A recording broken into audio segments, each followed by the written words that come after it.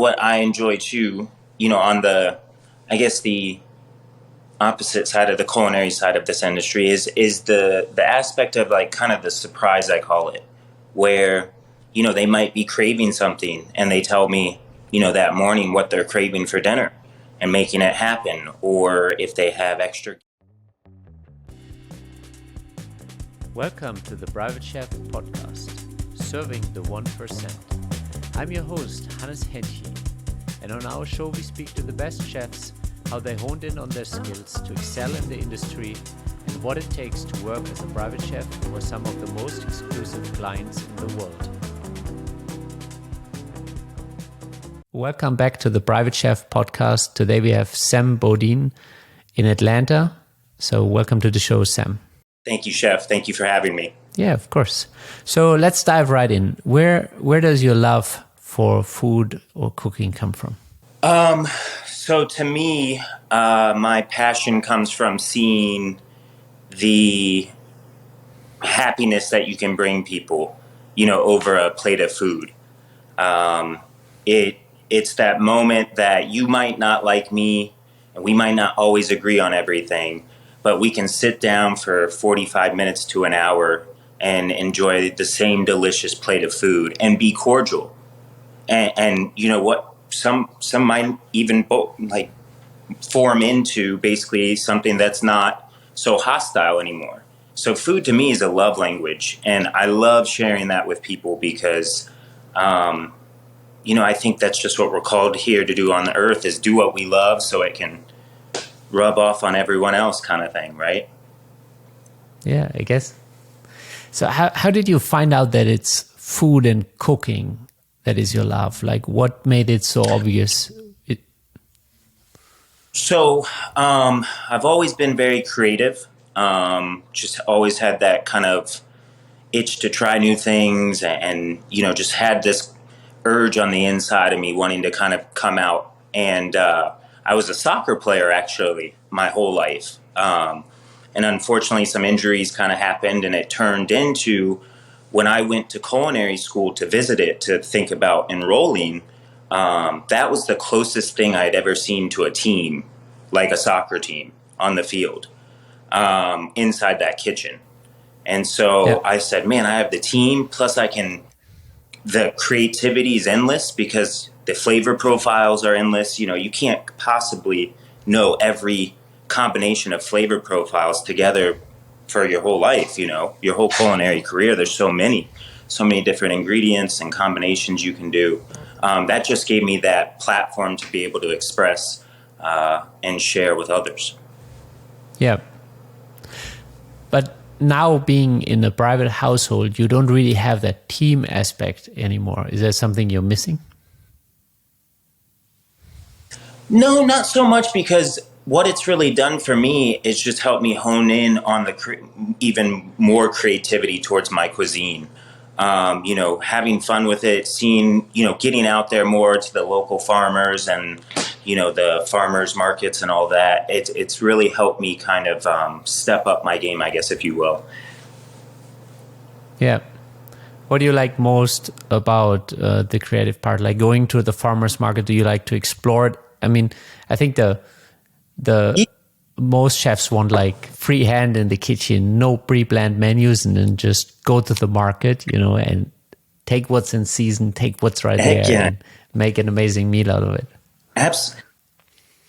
Absolutely. It's that love and appreciation for the ingredient itself, or the vegetable, the meat, whatever, and that respect for it.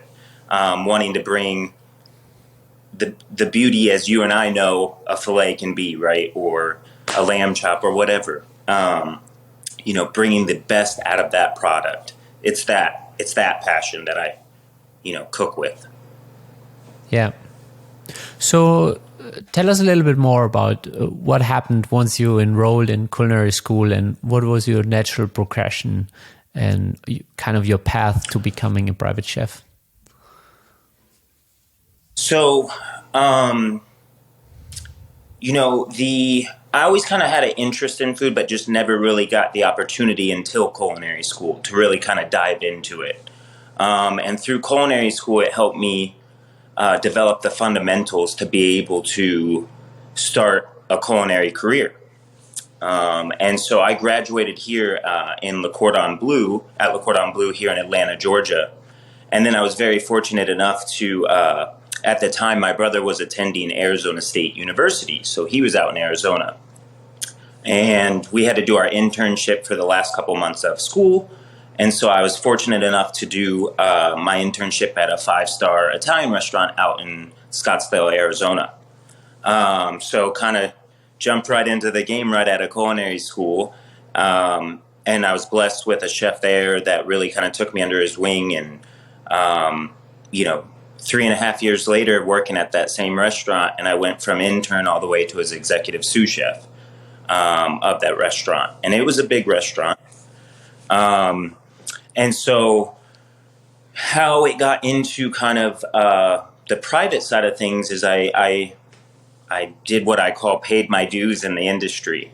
I worked at several kind of well-known restaurants out in Arizona, all under that same chef, because he kind of just took me everywhere with him. And so then he kind of helped form me as a chef, I say. And then my brother and his wife at the time wanted to be closer to my parents, which they were still in Georgia. And so they moved back. And so I was like, well, I guess I'm going to go back too to be closer to family as well. And so when I moved back, I met my wife, girlfriend at the time, and we ended up getting engaged and all that. And so at the time of me proposing to her, she was kind of having issues with what I call chef hours are, right? Yeah. Get in there, 9-10 o'clock and go till whenever the war's done, right? But so she was kind of having issues with those later nights because her job kind of was a 9 to 5 kind of thing. And so I tried to find some opportunities that would kind of work with that schedule that she was kind of hoping I could kind of mend into hers. And so long story short, there wasn't much happening like with the culinary side, unless you wanted to be, a breakfast chef or something like that, so I started thinking, okay, well, I've always wanted to kind of express my creativity to the full and just kind of grab the bull by the horns. And at the time, our HOA, this is seriously how I got into it, because I always pictured being a private chef as you had to know somebody that knows somebody, be connected somehow into that family or client or whatever, right?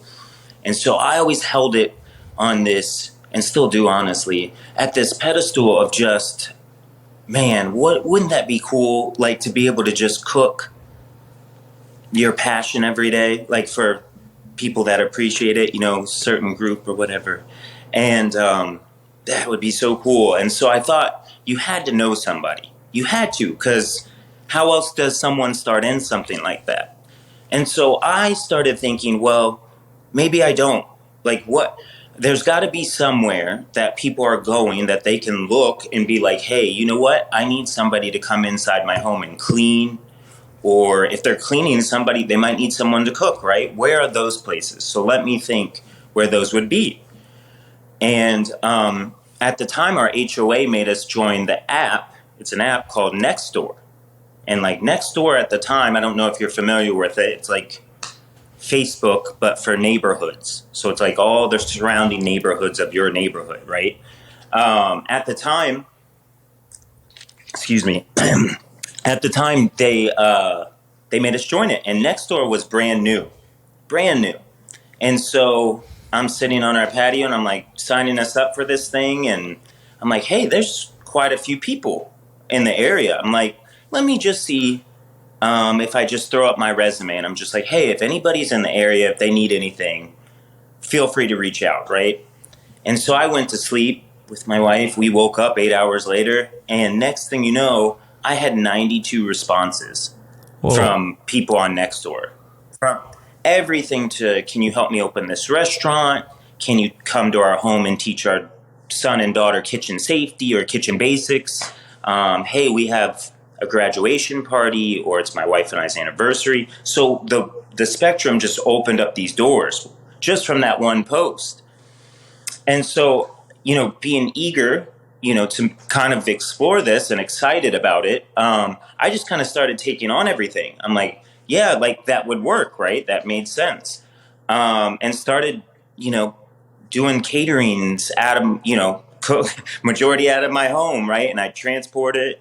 Everything kind of was me. But I enjoyed it. I enjoyed it. No matter how much I love being a part of a team, I enjoyed it because I was able to, really cook for that expression of happiness, to see these people enjoy themselves and happy. And that's what I love. And so, I basically went to my fiance at the time. I said, hey, so this next door thing's really kind of kicking off with all these opportunities that are coming at me. I think I'm going to put my job at the time. I think I'm going to leave that job, that restaurant, and pursue this. And we had just got engaged. So there was kind of like, bill planning and future planning, we'll say, coming at us. And so she's like, wait, you're going to quit a steady paycheck, health benefits, and you're going to do that now and invest in yourself. And I was like, well, I think if you look at it from that light, you could spin it into something not so positive. But yes, that's basically what I'm saying. But I promise you, I can do this. And so, like a stone, she stood by my side. And, just like any other kind of career, it has its good months and its slower months, right? So things were slowing down, and I saw that look of worry on her face, and things were slowing down a little bit and all that, the tastings and the caterings and all that. And now I had, clientele that I would teach a cooking class for a couple or whatever, smaller things, nothing super consistent. But so I saw this look of worry, and I'm like, oh man, I've got to do something. And so I started thinking, well, where do people go to hire someone more full-time, something more steady, right? And so I kid you not, I created a free profile on nanny.com. And I was like, I'm not a nanny. I'm a chef that will work his butt off every single day. And I'm just kind of looking for the next step in my career. And so I had the family I'm with now reach out to me, and they're like, hey, we were kind of looking for something else, but we've never thought of anyone of your skill set kind of to, cook for us as well.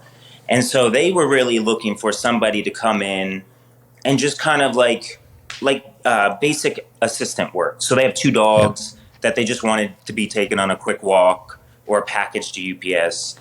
And so they brought me in, but not even really expecting the culinary side. It was like this culinary side was a bonus. And so, but it quickly formed into very culinary based, because they were enjoying it. I was doing stuff that I would think would just be nice to have. Like if I could afford to have somebody do those things, that would, those would be nice. And so like little parfaits in the morning or breakfast egg bites in case they couldn't sit down for breakfast, right? Something that they could grab and go, just small stuff like that. That to us as chefs, parfait, we can make that no problem, right?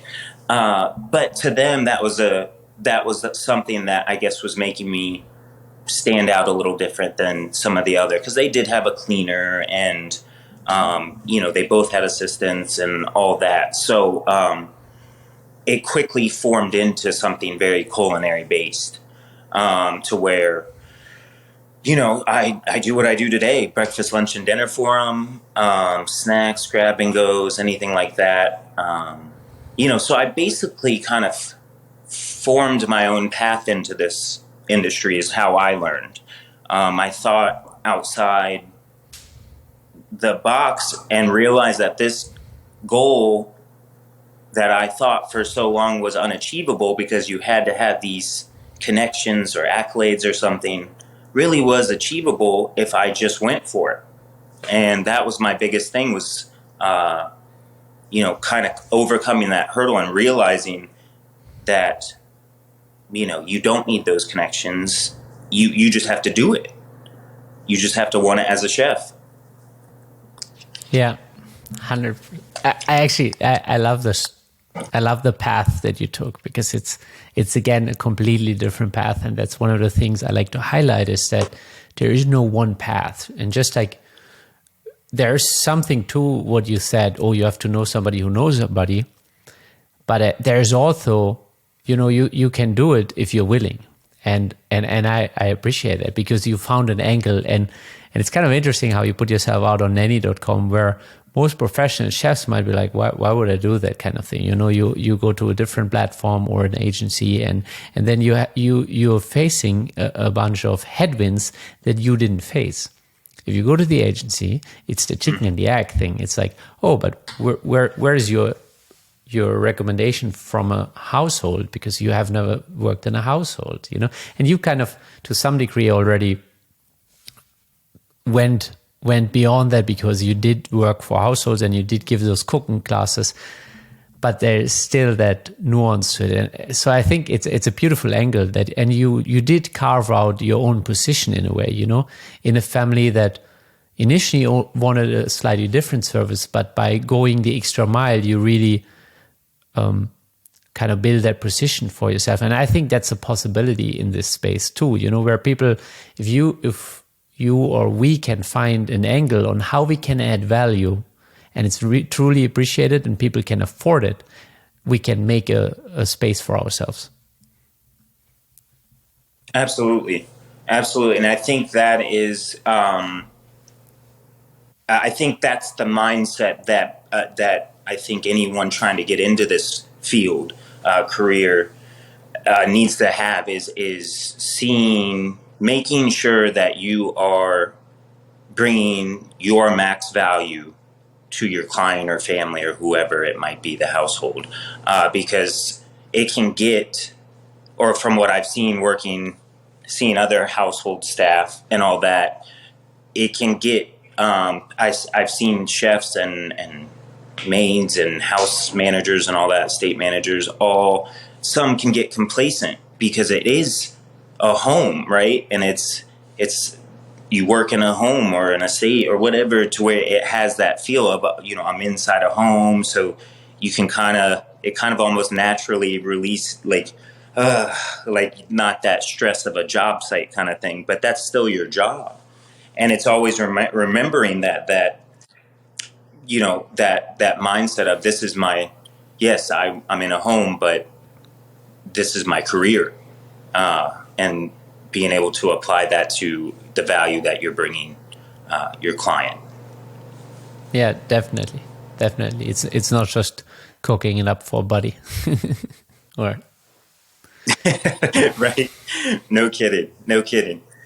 Yeah. But yes, so that the family that I'm with now kind of opened the doors, I like to say. Yes, I created my path with the value I brought, and then that value was appreciated by my clients, by new opportunities obviously presenting themselves, and stuff like that, to where I've been very blessed with some of the clients that I've had, and life has taken its turns and all that, and it's actually led me right back to them, which is crazy. That's that connection that you get, just adds to the passion that why I love to cook, so it's such a win-win for me in my eyes. Yeah. So given that your original fiance but now wife wanted you to be closer to her 9 to 5, what are your hours like now? You said you're cooking breakfast, lunch, and dinner. What are your hours like right now? Is she happy? Yes. So typically I go in. They'll let me know if they have a guest over at the house, or anything like that. If there's guests there, typically I'll do like a hot breakfast that they'll want to sit down at. But day to day, they typically just like stuff for grab and goes, because they're out the door, in the door, out the door, for breakfast.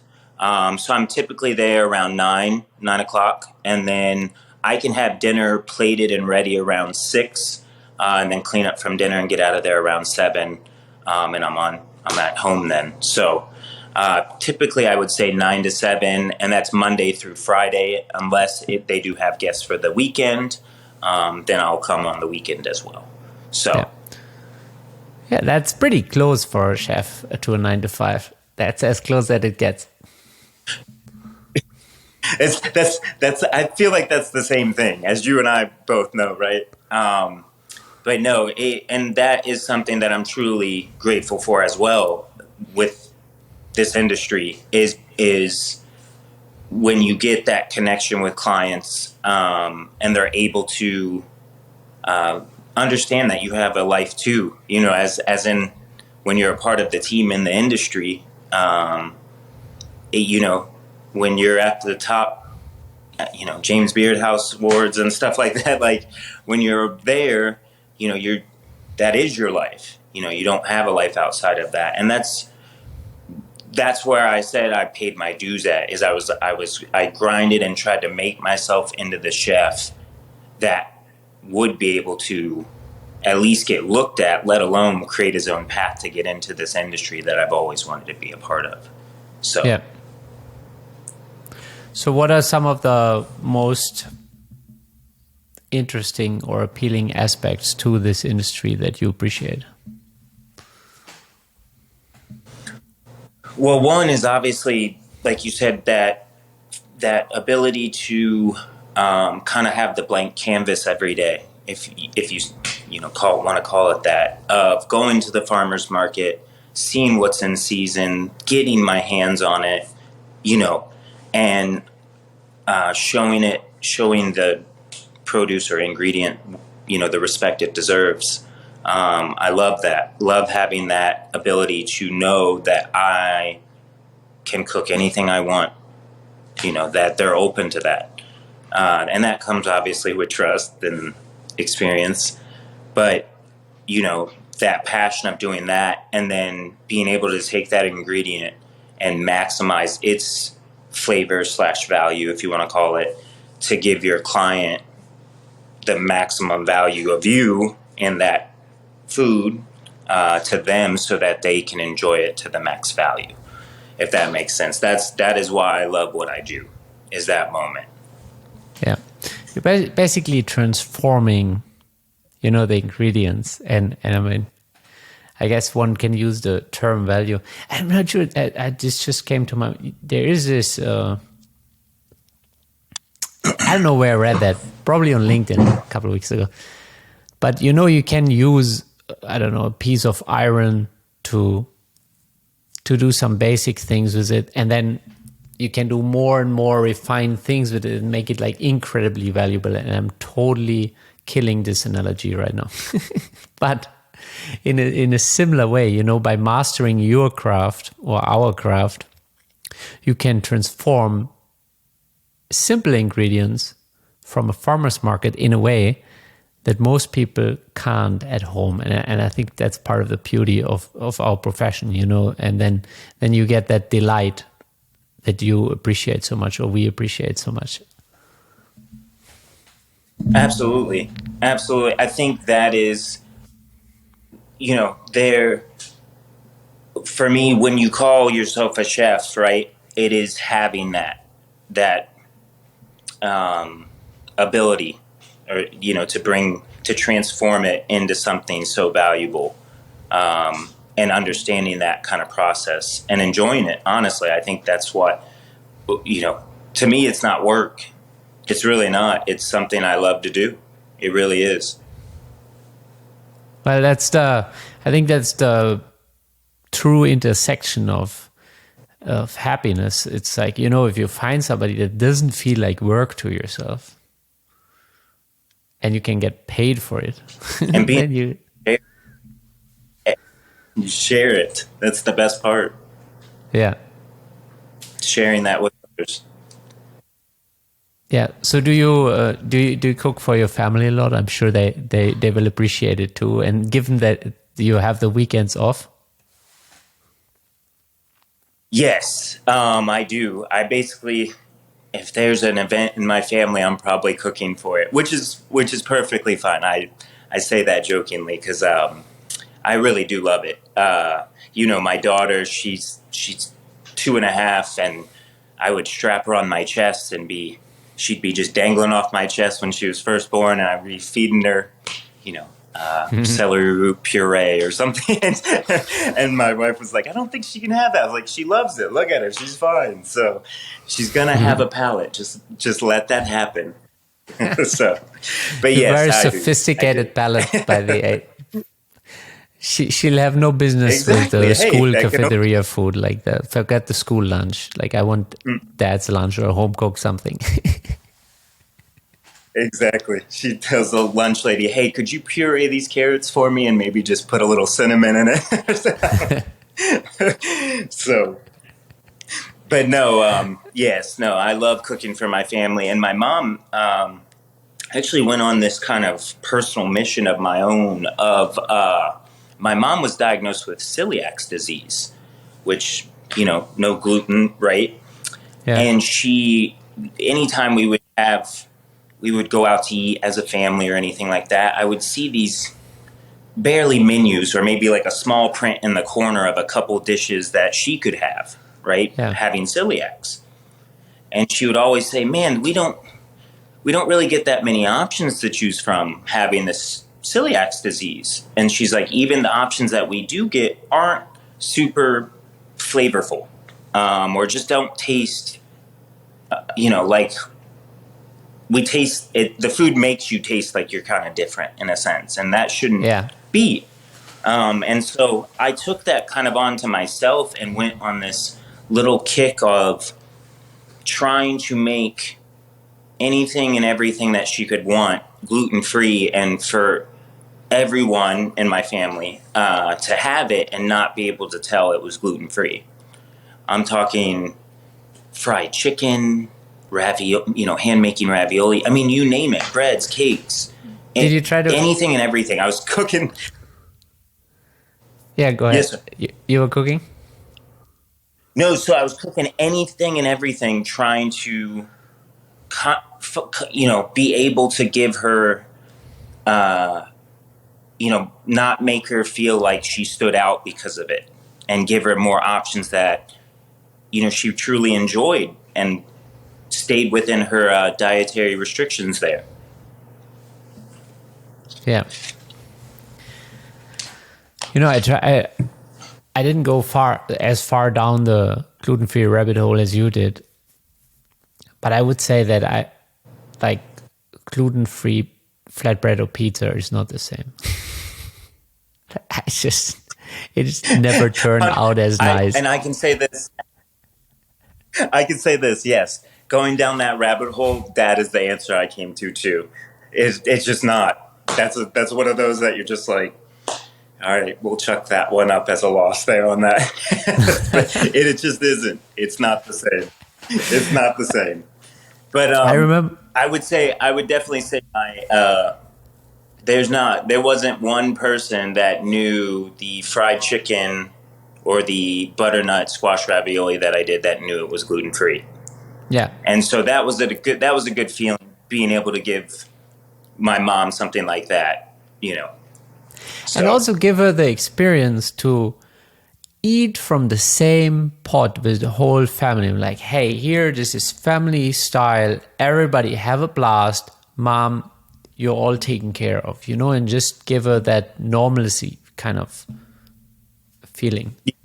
That's kind of what I was saying is making it so that she could feel like she could order anything off the menu kind of thing.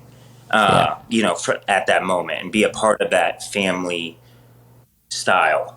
And that's what I wanted to give her. That's why, there was a lot of flatbreads that just weren't edible. Right?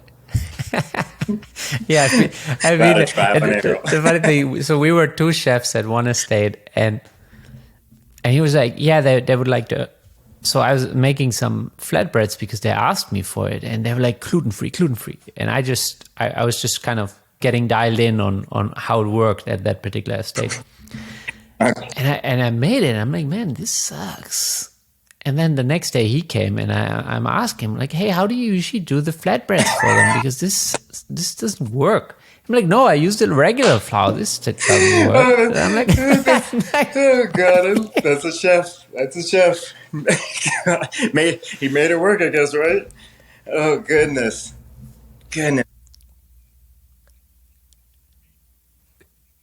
yeah, he made it work, and everybody was very happy. I'm like, I oh, love it. okay, got that one. Obviously that's not how it works in every household. Some people Right, right. actually have Which celiac is disease, like your funny, mom, and that doesn't go down well. because when my mom was diagnosed, my dad, being in love and married for so long, he said, "Hey, if I'm going to basically be eating my dinners and lunch, because my mom made him dinner and lunch, with your mom, it's all probably going to be gluten-free stuff as well. So I have to, Yeah, I'm going to have to eat gluten-free as well," my dad basically thought. And it's so funny because he always had like kind of like this like little extra weight. You could just tell he wasn't overweight, but he had a little extra, we'll call it. And when he stopped eating gluten with my mom, he ended up losing something like 30 something, 40 something pounds from it, and lost that little bit of bloat or whatever it was. Yeah, I'm not kidding you. And my mom was livid. She's like, I haven't eaten gluten in blah blah blah blah blah long, and I haven't lost but 2 pounds. And here's your dad. He doesn't even have celiac disease, and he loses all this weight from not eating gluten and all that. And I kid you not, that's a true story. That is a true story. So that's so interesting. But I very much the same at home. So my dad, he turned sick, and I adjusted his entire diet, and I took him from like his originally German kind of diet, which is pretty tough, to I'm like, okay, we're doing no more sugar, no more alcohol, we're fully plant-based, and we eat real food. Like mainly the focus was on real food. And just by him doing it, my mom didn't even actually go along with it. She's just still doing her own thing. But because some of the meals, they do share at the end of the day at the table, and there was a lot more healthy food around, and both of them, obviously, my dad's health improved significantly, and all of the health markers improved a lot.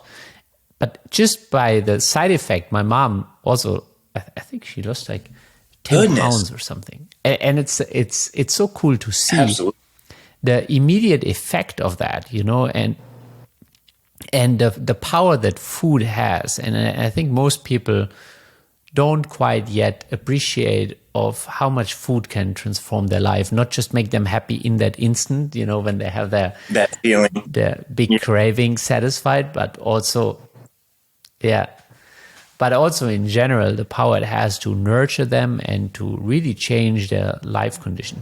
100%. And I think that is as a chef, that is the transformation that process of taking that ingredient to its maximum value, basically, because we know the values that it's going to bring that person inside and out, right?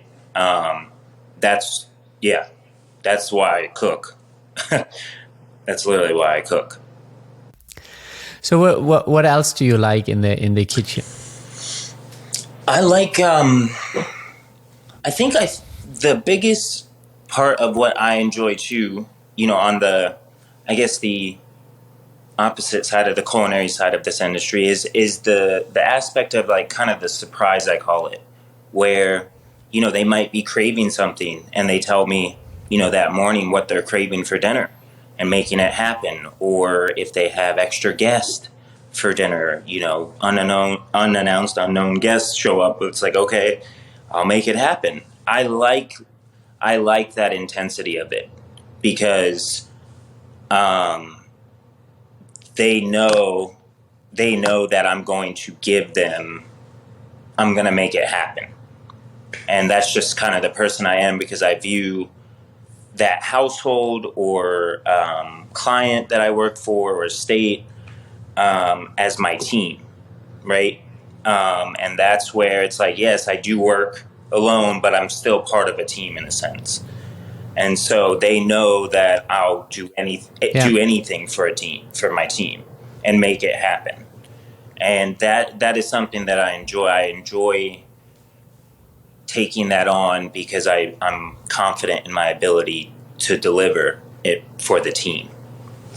So, Without giving too many details away about the family or the estate itself, how many people do you have, housekeepers or other people that are working there? so their total would be seven other total. Plus, if you add me, I would be eight. So 8 total. Yeah. So I just view it as, yes, I'm the one going and cooking and creating and all that, but there's still that team kind of around you kind of thing. Yeah. Do you also have to take care of them, or also only the principals? Occasionally I will, like if they say if there's extra of anything, if they had a dinner party that night and if there was extra, I could do a staff meal with it or do something like that. So it's not daily, but whenever the occasion arises and my client kind of gives me the okay, then yeah. So Yeah. Yeah. Nice. So what is the biggest shift from working in a restaurant team to working in a private household team? Given that you were also in kind of an executive sous chef position, what is the biggest distinction for you? So that's it's a good question. That to me, that would be understanding that. And I've worked at another estate where there was kind of a second chef. Like he would cover kind of more the one side of the client's life, and then I would cover the other, culinary wise. And I've worked at ones that are just me. I think the biggest thing to understand to anyone trying to kind of get into this industry is that at the end of the day, it's all on you. Like everything falls onto you. You're the one that has to hold yourself responsible, accountable, and understand your ability and what you can and can't do and take on, and understanding that it's all on you. You are the one that has to do it all. So if your clients don't like something, that comes back to you. If they love something, right? Everything is coming back to you. You don't have an executive chef or a sous chef that you can turn to typically, and just be like, hey man, like this was really a rough service or whatever, right? Like that's not how that goes. It is all on you. You creating the dishes, you giving them options, staying in with those dietary needs, any food allergies or anything like that, making sure that you understand you as a chef, I think is the biggest thing, and what you're capable of doing. Because at the end of the day, like I said, it does all come back to you, right? So. Yeah. So there is no teammating after a service. It's just one hard look in the mirror. Exactly. Yeah. Yeah, right. Well, yes, it is. It is, in a sense, until, you get home and you get that hug from your daughter and all that, the appreciation from my clients after a nice plated dinner or something. It's knowing and understanding, that you're not always going to get a high five after every service, right? Whether you're in this industry or if you're in a restaurant, right? That's not every service. That's not how that happens. Most of the time too, you might not even hear something about it, like whether they liked it or not, right? You might not hear anything, but being okay with that, right? Knowing that I think that's how I work my days and how I work in general, is just knowing that if my client loves my dish or didn't like something about it, that they know that I gave it my all, right? So like, even if they don't like it, I can still Yeah. say I left all of me on that plate for them,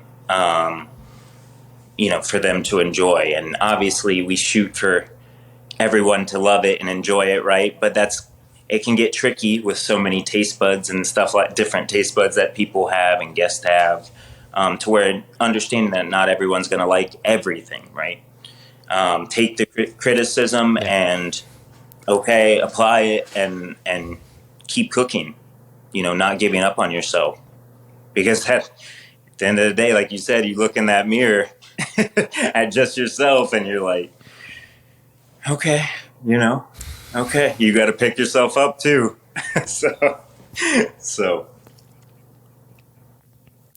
I think one of the things that you mentioned is that not everybody will like everything. That's a crucial piece to also understand for anybody who is early in this career, or, what you might want to cook or what you might cook best might not be for who you're cooking. And then there's a different client where there might be a better intersection. But that's a crucial piece. It's like, hey, you might want to look for better authentic alignment there, because that can really drive, I think, both parties crazy. Like the client will like, oh, the chef is, they don't get it. And the chef will feel like they're a fish climbing up a tree. While in the meantime, there's another client who actually will love exactly what they're putting to the plate.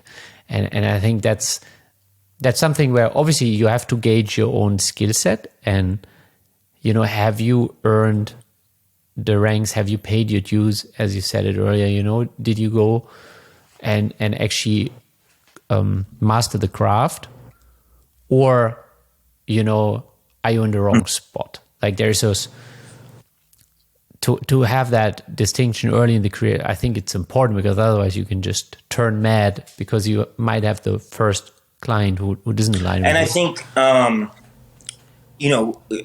part of that, transformation, if you want to call it, is that transparency with your clients, being able to take that criticism from them and understand that doesn't mean they don't like you as a person, as a chef.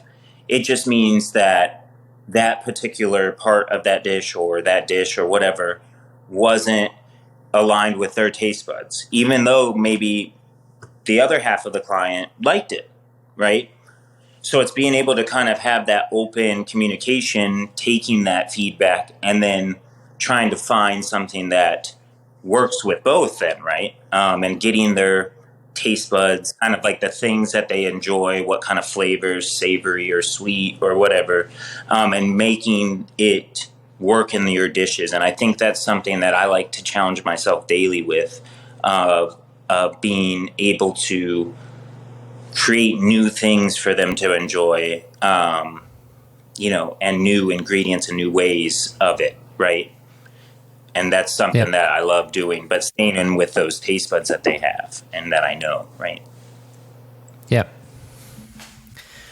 Well, Sam, this was awesome. One of my favorite questions is at the end is, what do you consider life well lived? Life well lived.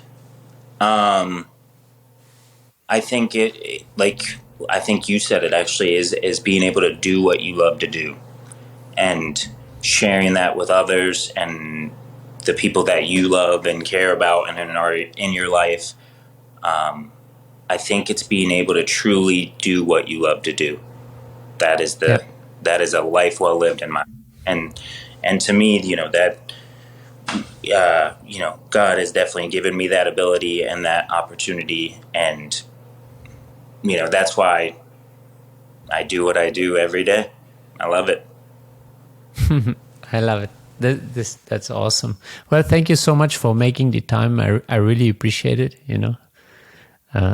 It's been a pleasure. Chef. Thank you so much for having me. Thank you, man.